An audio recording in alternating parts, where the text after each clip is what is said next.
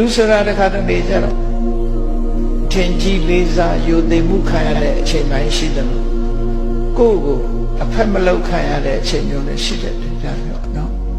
ကိုယ့်ကိုယိုသိလေးစားမှုအလေးထားမှုမရှိဘူးအဖက်မလောက်ကြတော့ဘယ်ဟာပဲဖြစ်ဖြစ်လူယိုသိရှင်ယိုသိခံရတဲ့အခါမှလည်းအထင်မကြီးနဲ့လူတကာကအဖက်မလောက်ဘူးဆိုလို့ပဲစိတ်ဝမ်းမနဲ့နဲ့ဒါတွေဟာအဓိကမဟုတ်ဘူးကိုယ်မှာအဓိကကတော့ကိုချင်းသီလပြည့်စုံမှုကအဓိကကုသိုလ်ကောင်းမှုရနေဖို့အဓိကစိတ်ကောင်းနှလုံးကောင်းထားလို့အသိပညာတွေတတ်ဖို့ရအဓိကပညာနဲ့သက်မွေးဖို့စဉ်းကျင်သုံးသပ်နေဖို့အဓိကအဲ့ဒီကြလို့ရှိရင်လူမသိသူမသိကိုယ်မလေးစားဘူးဆိုဘာမှမလုပ်နဲ့ဥ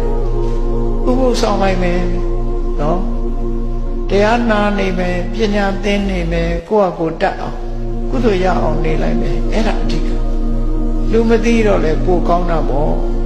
ဟာစကားပြောပဲမရှိတော့ပို့ပြီးတော့ကုသိုလ်ရတာတရားအထုတ်ဖို့အချိန်လေးပို့ရလာတယ်ဆိုနေလိုက်အဲ့ဒါ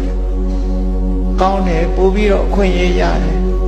အရင်တော့မှငါအဖက်လုံးမဲ့လူတွေရှိတယ်အခုဘယ်သူမှအဖက်မလုပ်ဘူးဘယ်သူမှဂရုစိုက်စရာမလိုဘူးကိုထမင်းကိုစားတရားအထုတ်နေမယ်ဆိုစိတ်ဓာတ်မွေးတယ်